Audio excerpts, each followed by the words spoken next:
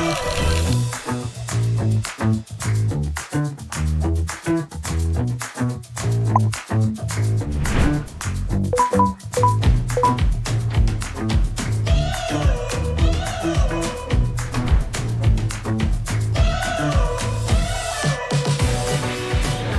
culture is when people compare themselves to online unrealistic beauty standards online of images of people who have photoshopped their images of blemishes on their face or making themselves skinnier or to have bigger arms or anything like that. This is to do with both women and men, and we feel that there just needs to be big change.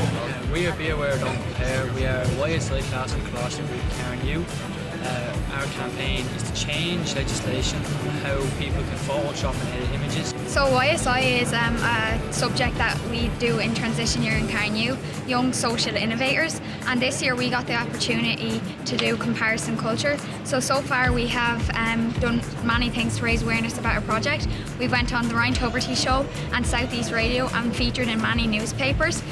Like Dara said, our biggest aim is to change legislation, and also we want to educate the young people of Ireland. The legislation was already introduced in Norway in 2020, and we're thinking if Norway can do it, why can't we? We're very, very conscious of our mental health. We're very, very conscious of the challenges on social media.